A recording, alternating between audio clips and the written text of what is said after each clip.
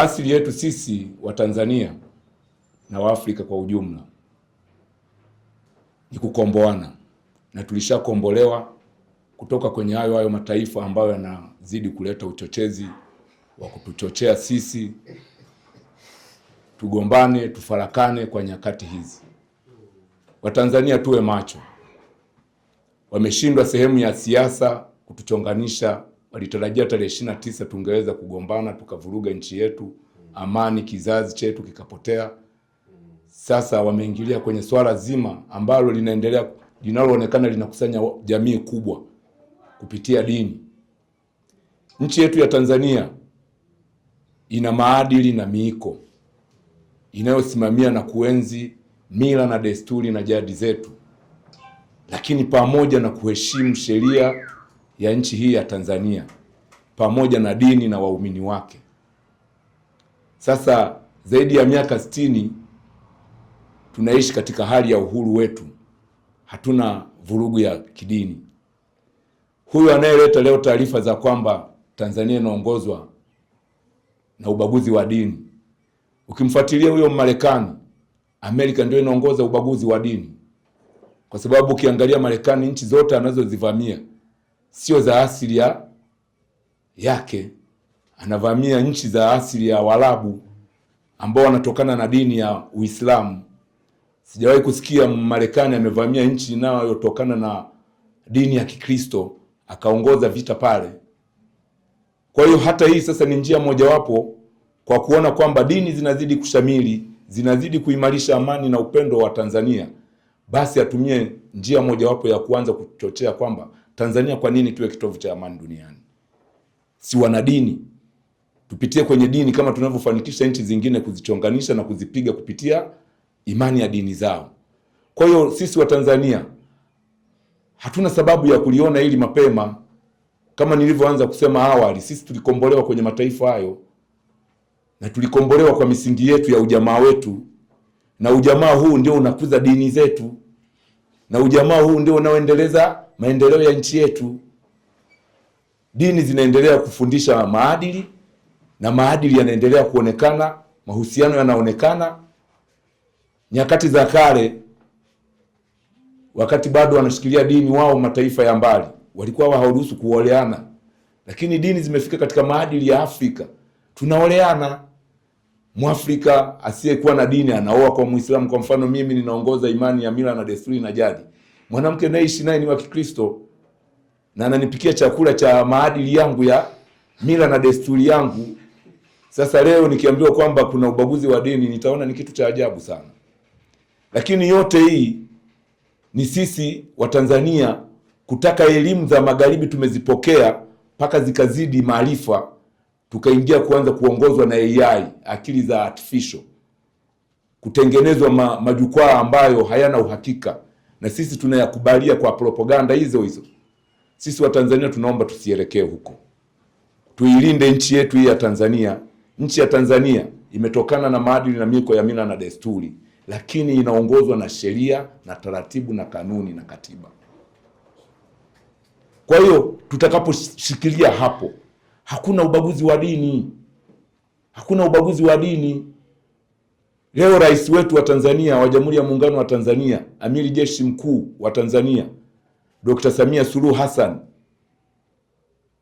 ni Muislamu, lakini kakubali kukaa hadhara wa Tanzania kuwaeleza kwamba nchi hii haina ubaguzi.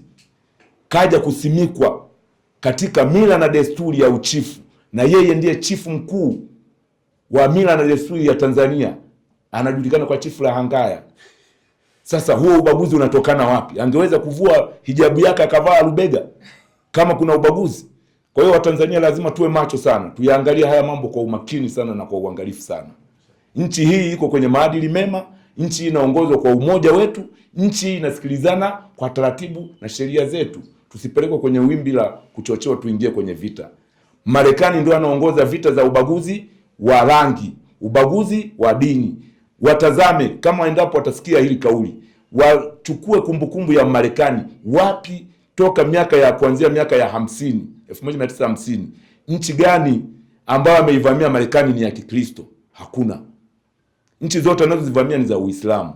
Leo wameona nchi yetu inaongozwa na rais anayetokana na dini ya Kiislamu, atafute sababu ya kuwakusanya Wakristo wamchukie Muislamu. Sisi wa Tanzania tukubali, na haiwezi katokea.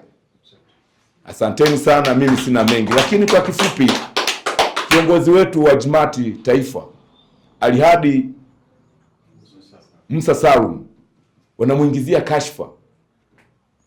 Ili jicho lione, lazima nitoe shukrani zangu za dhati kwa uongozi wa Jumati mkoa kwa fursa hii. Nimepewa fursa ambayo ni adhimu ya kuungana na viongozi wenzetu na wana Jumati wenzangu kwa kuunga mkono hadidu ambayo ametuachia hapa mwenyekiti wetu wa mkoa ya kulaani tamko lililotemkwa na maseneta wa Marekani. Lakini ndugu zangu wana falsafa wanasema kwamba ukifanyiwa jambo baya ni vizuri ukasamehe, lakini usisahau. Hawa wenzetu wanaitamani sana Tanzania na wanajaribu kila mara kuingia kuchafua amani ya nchi. Na swala hili la udini walijaribu miaka ya nyuma, enzi ya Jakaya Kikwete, na hilo walifanikiwa kwa kiasi fulani, na ndio ilikuwa chimbuko kamati ya amani na sasa ni Jumati kutokana na tendo lile. Kwa hiyo haya yanayozungumzwa si kwamba wao wanafanya propaganda ya mzaha, wako serious. Majaribio mengi wanafanya. Sasa hivi wote tunashuhudia kwamba kimezuka kitu wanaita hapa Tanzania yupo Yuda anayetaka kuchafua amani ya nchi. Sasa hii yote ni chokochoko zao hawa wenzetu. Na hii kwa sisi Jumati iwe ni somo, na tuone kwamba tuna kazi kubwa mbele yetu ya kusambaza na kuhubiri amani kila kona ya nchi yetu. Tusidharau. Na ningeomba viongozi wetu wakuu wakae na viongozi wa serikali, hili nalo waliangalie, ili waipe nguvu Jumati iweze kutambaa mpaka vijiji vyote vya nchi ikihubiri amani ya nchi yetu. Manake bila hilo, binadamu kwa maumbile yake anahitaji uzima, afya. Hata ukiwa na mali kiasi gani, kama afya huna, huwezi kuwa na raha. Na nchi hata ikiwa na raha namna gani, kama haina amani, kwetu hakipo hata siku moja.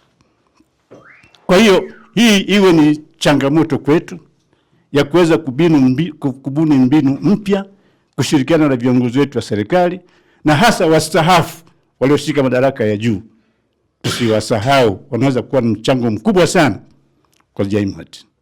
Kwa mfano mzee Mizengo Pinda ambaye tunaye, mzee Butiku tunaye, mzee Warioba tunaye, Ana Makinda tunaye, mzee Msekwa tunaye. Watu kama hawa na wao wapewe majukwaa ya kuzungumza juu ya Jumati Tanzania. Tutakwenda mbele.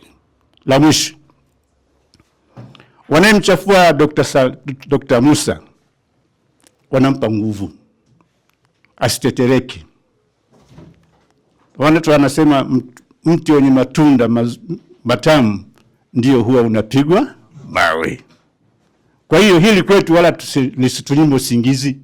Sisi tuende pale pale kama alivyosema mwenyekiti wetu wa mkoa, tusitoke kwenye reli yetu ya kuhubiri amani Tanzania.